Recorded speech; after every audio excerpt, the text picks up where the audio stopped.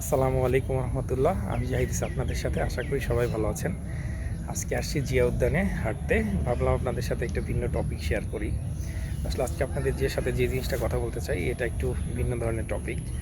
Basically আমার কাছে যে মনে হয়েছে যে আমরা আসলে পরকলমুখী লাইফ থেকে একদম দুনিয়ামুখী লাইফে এত এত বেশি নিজেদের ইনভলভ করে ফেলেছি যেন আসলে আমরা পরকালকে ভুলেই যেতে বসেছি।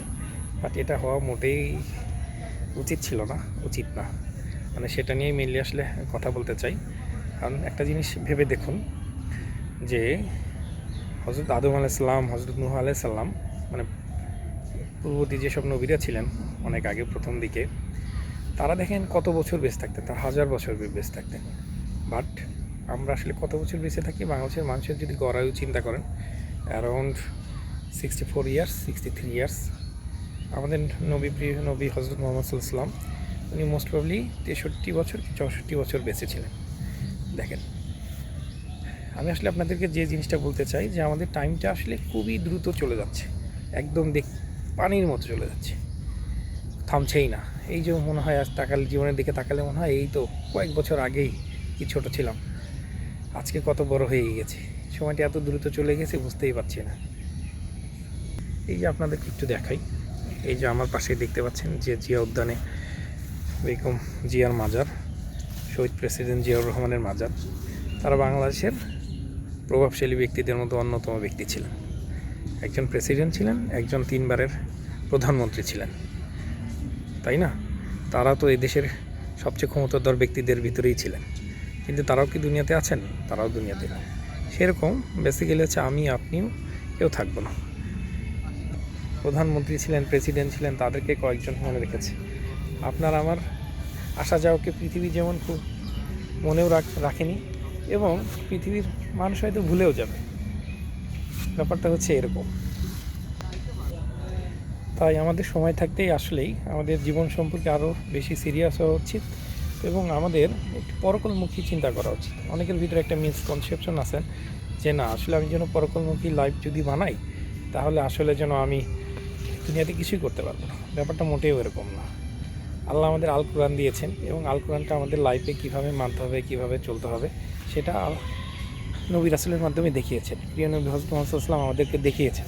বেসিক্যালি হচ্ছে আমরা ঘুমাতে যাওয়া থেকে শুরু করে আবার সারাদিন ঘুম থেকে উঠে আবার ঘুমানো যাওয়া পর্যন্ত, এই যে 24 আওয়ার্সের যে একটা সাইকেল, প্রত্যেকটা কাজ ইচ অ্যান্ড এভরিথিংভাবে আসলে আমাদেরকে আল কোরআন এবং রাসূলের সুন্নাহ অনুযায়ী করতে হবে। এর মানে এই না যে আপনি বিজনেস করতে পারবেন না, আপনি সায়েন্টিস্ট হতে পারবেন না, আপনি ডক্টর হতে পারবেন না, আপনি হায়ার স্টাডি করতে পারবেন না। It's not like that. You may go to Harvard, Oxford, you may go anywhere in the world. আপনি বিচে যেতে পারেন, আপনি নদীতে যেতে পারেন, আপনি ইন্ডাস্ট্রিয়ালিস্ট হতে পারেন, আপনি সায়েন্টিস্ট হতে পারেন, সবই হতে পারেন। But it should be with Islam, it should be blended with Islam. যে আপনি সেটাকে দিনহীন অবস্থায় করছেন না দিনের সাথে করছেন, যে আপনি ইসলামের কোড অফ কন্ডাক্ট মেনে করছেন কিনা, সেটা হচ্ছে ফ্যাক্ট।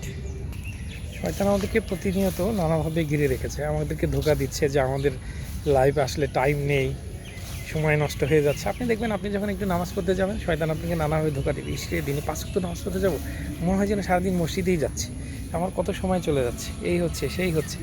ব্যাপারটা এরকম নানাভাবে আপনাকে আমাকে ধোঁকার ভিতরে আটকে রেখেছে। যে আপনি হয়তো একটা ইসলামিক বই পড়বেন, একটু কোরআন পড়বেন, আদার্স পড়বেন, মনে হয় হায় আল্লাহ আমার সময় নেই, আমি কীভাবে পড়বো।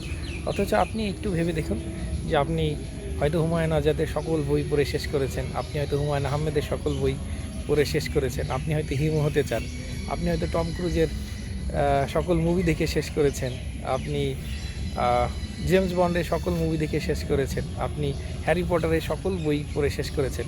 এগুলোর জন্য কিন্তু আপনি ব্যাপক টাইম পেয়েছেন। কিন্তু আপনি যখনই একটা হাদিসের বই পড়তে যাচ্ছেন, কোরআনের হয়তো কয়েকটা আয়াত পড়তে যাচ্ছেন, আপনাকে শয়তান ধোঁকা দিচ্ছে, আপনার কাছে টাইম নেই। আসলে এটা জীবনের একটা ধোঁকা, এটা একটা ট্র্যাপ, ফাঁদ। আপনি হয়তো সেটা বেমালুম ভুলেই গিয়েছেন। পূর্ববর্তী নবী রাসূলদের দিকে যদি তাকান, তাহলে আপনারা দেখবেন যে তাদের উম্মতরাও এরকম ব্যাপক ধোঁকার মধ্যেই ছিল অনেকে। বনী ইসরাইলের দিকে যদি তাকান, এবং সামুদ জাতির দিকে তাকান, এবং আরও অন্যান্য জাতির দিকে যদি তাকান এরকম। শেখ মুসা আল্লাহ সাল্লামের ঘটনাটাই বলি। দেখেন আল্লাহ মুসা আল্লাহ সাল্লামকে কী ক্ষমতাধর বানিয়েছিলেন। তাকে একটা লাঠি দিয়েছিলেন, লাঠিটা ছেড়ে দিলে সেটা সাপ হয়ে যেত, এবং ওই সময় যত জাদুঘর ছিল তারাও সাপ বানাতে সকল সাপকে গিলে খেয়ে ফেলতো। এবং সে ফেরাউন কিন্তু এই মুসা আল্লাহ সাল্লামের দাওয়াত গ্রহণ করে এবং আল্লাহ তাকে পানিতে মেরে ফেলেছে। আপনারা তো জানেন যে মুসা আল্লাহ সাল্লাম যখন পানিতে, তার যারা উম্মত ছিল কিছু, যারা তাকে মেনে নিয়েছিল, তাকে সহ যখন তারা নদী পারাপারের দিকে যাচ্ছিল, নদীতে আল্লাহর নির্দেশে তিনি যখন নদীতে জাস্ট লাঠি দিয়ে টাচ করেন, নদীর ভিতরে একটা রাস্তা হয়ে যায়। তারা ভালোভাবে পার হয়ে গিয়েছিলেন, বাট তাদেরকে ধাওয়া করতে ফেরাউন এবং তার সৈন্যবাহিনী এসেছিল। তারা তাকে ধরার জন্য সেই রাস্তা দিয়ে যখনই যাচ্ছিল, আল্লাহ তাকে পানিতে ডুবিয়ে মেরেছে। এই সময় মুসা আলাইহিস সালামের এই মুজিজা দেখেও সবাই কিন্তু ঈমান আনেননি। ঈমান এনেছিল খুবই গুটি কয়েক মানুষ, এবং অনেককে আবার হত্যা করেছিলেন, হাত কেটে দিয়েছিলেন ফেরাউন। এই হচ্ছে ব্যাপার। আবার অনেক জাতিকে দেখবেন যে, আবার আরেকটা জাতির কথা মনে নেই, যে তারা পাহাড় থেকে গাভী বের করতে বলেছিলেন আদার্স, এবং আল্লাহ তাদেরকে সেই মুজিজা দেখিয়েছিলেন, এবং যুগে যুগে অনেক মুজিজা দেখিয়েছেন। বাট তারা অধিকাংশরাই ঈমান আনে। শুধু যারা বিশ্বাসী তারাই ঈমান এনেছিলেন, যারা তাদের ব্রেনটা খাটিয়েছিলেন, বুদ্ধিটা খাটিয়েছিলেন, বিবেক খাটিয়েছিলেন, তারা ঈমান এনেছিলেন। এই হচ্ছে ব্যাপার। এই জন্য কোরআনের বিভিন্ন জায়গায় যদি আপনারা খেয়াল করেন তাহলে দেখবেন যে মানুষ বড়ই অকৃতজ্ঞ। আমাদের লাইফে কি আমরা প্রতিনিয়ত নানা ধরনের ঘটনা দেখছি না?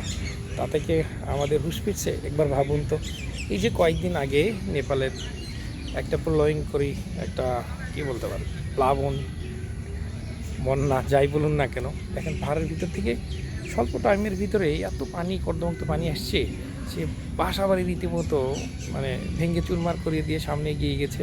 অ্যারাউন্ড আপনার 120 জনের মতো অথবা তারও বেশি মানুষ মারা গিয়েছে, এবং নিয়ার অ্যাবাউট 800 জনের মতো পর্যটককে খুঁজেই পাওয়া যাচ্ছে না। কিন্তু আমরা এটা থেকে আসলে কী শিখছি? কিছুদিন আগেও দেখবেন যে তুরস্কে কী পরিমাণ একটা ভূমিকম্প হলো। যুক্তরাষ্ট্রের সান ফ্রান্সিসকো অথবা আরেকটা স্টেটে একটা রীতিমতো এমন প্রলয়ঙ্কর আগুনের হয়েছে যে পুরো একটা বিশাল এলাকা পুড়িয়ে ছারখার করে দিয়েছে। মনে হচ্ছে যে এখানে কিছুদিন আগে এখানে কিছুই ছিল না, অথচ সেটা একটা প্রাচুর্যময় বিলাসবহুল এলাকা ছিল। এই হচ্ছে আমার অবস্থা। এটাগুলো আমাদের জন্য কি শিক্ষা নয়? সো আমাদেরকে আসলেই রিথিঙ্ক করার সময় হয়েছে যে আমরা সবই করব। আমাদের ফ্যামিলি থাকবে, সংসার থাকবে, বাচ্চা কাচ্চা থাকবে, সবই থাকবে। আসলে ইসলাম হচ্ছে যে এটা পরিপূর্ণ দিন ব্যবস্থা, যে আমরা প্রতিটা কাজ কিভাবে করব, এবং একদম 24 আওয়ার্সের ভিতরে প্রত্যেকটা কাজ আমরা প্রতিটা মিলি সেকেন্ড কীভাবে করবো। যে আপনার প্রচুর অবসর সময়, সেই সময়টা কীভাবে কাটাবেন সেটাও ইসলাম বলে দিয়েছে। আপনি বাথরুমে যাবেন, সেটাও ইসলাম বলে দিয়েছে। আপনি একটা ঘর থেকে কিভাবে বের হওয়ার সময় কোন স্যান্ডেল আগে পরবেন, কোন স্যান্ডেল পরে পরবেন, সেটাও ইসলাম বলে দিয়েছে। ইসলাম ছোটো ছোটো তুচ্ছ থেকে তুচ্ছতার জিনিস নিয়ে ইসলাম কথা বলেছে। এটা শুধু ধর্মের নাম না, এটা হচ্ছে একটা কমপ্লিট দিন ব্যবস্থা, জীবন। যে আপনি ডাক্তার হতে পারেন, ইঞ্জিনিয়ার হতে পারেন, সায়েন্টিস্ট হতে পারেন, whatever you want to be, you can, but সেটা আপনার কোরআন হাদিসের আলোকেই হতে হবে। কিন্তু আমরা দেখা যাচ্ছে আমরা এই পুঁজিবাদীর জীবনে আমরা এত বেশি ব্যস্ত হয়ে যাচ্ছি যে আমরা চাই অফিসের সেরা বস হব, অফিসের এটা হব, 10টা বাড়ি বানাবো, ইন্ডাস্ট্রিয়ালিস্ট হব, সবই ঠিক আছে, সবই হন, কোনো সমস্যা নেই। কিন্তু আপনি যদি এক তো নামাজ না পড়েন, আল্লাহ রাসূল আমাকে যা শিখিয়ে দিয়েছে, যা করতে বলছেন সেগুলো না করি, তাহলে কি হবে? তাহলে হবে না। ওগুলো মেনেই আপনাকে বাকিগুলো করতে হবে। তাছাড়া আসলে আমাদের মুক্তি নেই। কারণ দেখতে দেখতে দেখেন 63 বছর 64 বছর কোথায় যে চলে যায়। পূর্ববর্তী নবীদের মধ্যে আমরা 1000 বছরও বেঁচে থাকবো, কিন্তু আমাদের জন্য এটা বিশাল সৌভাগ্যের ব্যাপার যে আমরা হযরত মুহাম্মদ সাল্লাল্লাহু আলাইহি ওয়াসাল্লামের উম্মত। এই উম্মত হওয়ার কারণে আমরা কম সময়ে যদি ভালো কোয়ালিটি ইবাদত করি, তাহলে আমরা কিন্তু তাদের থেকে অনেক বেশি লাভবান হব। সেটাও যেন আমরা ভুলে না যাই। আল্লাহ গফুরুর রহিম, আল্লাহ ক্ষমাশীল। কিন্তু আমি যদি প্রতিদিন পাপাচার ইচ্ছা করে করতে থাকি যে না আমি আজকে কালকাও নামাজ পড়বো না, আমি জানি যে কালকা পড়বো না, পরশু পড়বো না, এরকম, এটা যেন আল্লাহর সাথে মকারি করে। ডেফিনেটলি আমি আপনি চেষ্টা করব, আমি আপনি ভালো কাজ করার চেষ্টা করব, আদার্স করব, তারপর আমাদের যে ভুল ত্রুটি হবে সেগুলো তিনি ক্ষমা করে দেবেন, সেটা ঠিক আছে। কিন্তু আমি আপনি কখনোই ট্রাই করলাম না, সেই পথে হাঁটলাম না, সেই পথে যাওয়ারই ট্রাই করলাম না, এটা কি আসলে আল্লাহর সাথে ফাজলামো করার মতো না? এই যে আমি আপনি চাচ্ছি যে আমাদের ছেলে মেয়েগুলো বড় হোক, অনেক হোক, যে ক্লাসের ফার্স্ট বয় হোক, এবং ইউনিভার্সিটির ফার্স্ট বয় হোক, ইউনিভার্সিটির টিচার হোক, আদার্স অন অক্সফোর্ডে পড়ুক, হার্ভার্ড যাক, বিভিন্ন যাক, ঠিক আছে, কিন্তু আমরা কি তাদেরকে সেই শিক্ষাটাও দিচ্ছি একজন প্রকৃত মানুষ হওয়ার, মানুষের সাথে ভালো ব্যবহার করার, মানুষের সাথে দিন হওয়ার, চুরি বাটপারি না করার? যে শিক্ষাতে আসলে মোরালিটি নেই, যে শিক্ষাতে দিন নেই, সেই শিক্ষা কিন্তু ব্যর্থ। আমরা যদি আমাদের সমাজের দিকে তাকাই, প্রতিদিনের চিত্রের দিকে তাকাই, তাহলে আপনি দেখবেন যে আমাদের মেগা প্রজেক্টে মেগা দুর্নীতি এবং অন্য যে দুর্নীতিগুলো হচ্ছে, খুব খারাপই হচ্ছে, এর মেজরিটি দায় কিন্তু বড় বড় ঊর্ধ্বতন কর্মকর্তা। তারা কে? বিগ বিগ ইঞ্জিনিয়ার, তারা কেউ সচিব, কেউ প্রজেক্ট ডাইরেক্টর, এবং তারা highly qualified, they have been graduated from the university. কিন্তু তাতে খুব বেশি লাভবান হবে না যদি আপনার ভিতরে দিন না থাকে, আপনার ভিতরে তাকাওয়া না থাকে, আল্লাহর ভিতরে ভয় না থাকে। দেখেন, যমুনা গ্রুপের মালিক বাউল সাহেব ছিলেন, করোনার সময় তিনি মারা গিয়েছেন। তার তো কত অ্যাসেট ছিল, তাই না? তিনি কি আজীবন বাঁচতে পেরেছেন? করোনার সময় ডাক্তারদের শুনেছি বলেছিলেন যে ডাক্তার সাহেব আমাকে একটু কাইন্ডলি বাঁচান। আসলে ডাক্তার বাঁচাতে পারে না যদি আল্লাহ না চান, তাই না? কিন্তু তার সম্পদ রয়ে গেছে, সেই যমুনা ফিউচার পার্কে আমরা এখন যাচ্ছি, ঘুরছি, শপিং করছি। ঠিক তার মতো আমরা হয়তো দেখতে দেখতে একদিন চলে যাব, কিন্তু চলে যাওয়ার আগে আমি আপনি রেডি তো পরকালের জন্য আর কবরের আনসার দেওয়ার জন্যে। মান রব্বুকা মান দিনুকা, এই জিনিসগুলোর জন্য আসলেই আমাদের রিথিং করতে হবে, আমাদের ভাবতে হবে যে আসলে আমরা আমাদের টাইমটাকে কোয়ালিটি টাইম পাস করছি কিনা। তাই আমাদের সময় থাকতেই, সময় ফুরিয়ে যাওয়ার আগেই আমাদের আসলে সচেতন হওয়া উচিত, তাই না? আপনার চিন্তা করেন, রাসূল সাল্লাল্লাহু নবুয়ত লাভ করেছেন 40 বছর বয়সে, বাঁচতে এসেছেন হচ্ছে 63 বছর, 64 বছর এরকম। আবু বকর রাদিয়াল্লাহু আনহু পুরুষদের ভিতরে প্রথম, খাদিজা রাদিয়াল্লাহু আনহা মহিলাদের ভিতরে প্রথম ইসলাম গ্রহণ করেন। তারা ব্যবসা করতেন, তারা অন্য কাজ করতেন, তারপরও তারা কোন লেভেলের ছিলেন দেখেন। তারা তো 40 বছর হোক না, আমার আপনার বয়স 40 হয়েছে, এতদিন হয়তো কিছু করিনি, এখন হয়তো একবার ভেবে দেখি যে না, আমি একটু কোরআনটা প্রতিদিন হয়তো একটা আয়াত পড়ি, একটা হাদিস পড়ি, এবং এটা অনুযায়ী আসলে লাইফটা করার ট্রাই করি। আগে যেসব বাজে কাজ করেছি আল্লাহর কাছে ক্ষমা চাই, নতুন করে একটা রিস্টার্ট দিই না, তাতে খুব বেশি লস তো নেই, বরং লাভ। এই জন্যেই সময় থাকতে ভাবুন। যে আরেকটা জিনিসটা বলতে ভুলে গিয়েছে, যে আসলে আমাদের লাইফে দেখেন সদগায়ে জারিয়া নামে একটা জিনিস শুনেছি, যে আমরা আসলে এটা মারা যাওয়ার পরও আমাদের কবরে যে আমল, এটা বন্ধ হয়ে যায়, কিন্তু যদি সদগায়ে জারিয়া চালু থাকে তাহলে আমাদের সেটা আমাদের সে আমল যাতে আমাদের সন্তানদের আমাদের সদগায়ে জারিয়ার মতো। তাই আমাদের সন্তানদেরকেও আমাদের আসলে ভালো মানুষ করে গড়ে তুলতে হবে। আদারওয়াইজ আপনি আপনার কোটি কোটি টাকার সম্পদ রেখে গেলেন, কোটি টাকার অ্যাসেট রেখে গেলেন, তাদেরকে অমানুষ বানিয়ে গেলেন, ultimately everything will be lost. এটা কোনো কাজেই আসবে না, কোনো হচ্ছে বিপদের কারণ হয়ে দাঁড়ায়। এবং অনেকে মনে করেন সদগায়ে জারিয়া মানে হচ্ছে শুধু মসজিদ।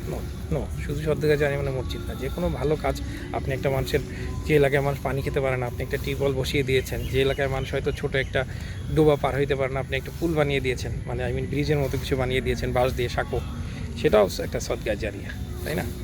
এরকম প্রত্যেকটা কাজ, প্রত্যেকটা জিনিস, এই যে আপনি ফ্যামিলির জন্য আপনারা যারা খরচ করেন, এটা ফ্যামিলির জন্য খরচ করাটাও একটা ইবাদত, এটাও আপনার একটা সওয়াব পাওয়া যায়। আমাদের মুসলমানদের প্রত্যেকটা কাজই ইবাদত, যেটি সেটা নবী রাসূলের এবং আল কোরআনের সিস্টেম অনুযায়ী করা যায়।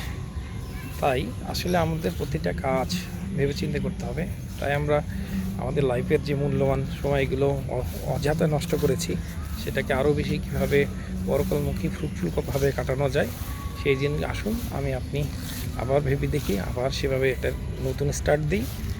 অনেকে ভাববেন যে আসলে আপনাদের ব্যাপক জ্ঞান দিচ্ছি, ব্যাপারটা মোটেও আসলে জ্ঞান দিচ্ছি না। আমার কাছে মনে হচ্ছে যে না, আমি আসলে আমাকেই জ্ঞান দিচ্ছি, এই কারণেই বেসিক্যালি বলা। সকলকে ধন্যবাদ। এর ভিতরে যেসব ভুল ত্রুটি বলেছি সেগুলো আমার ভালো কিছু হিসেবে, সেগুলো আল্লাহর জন্য। সকলকে ধন্যবাদ। আসসালামু আলাইকুম।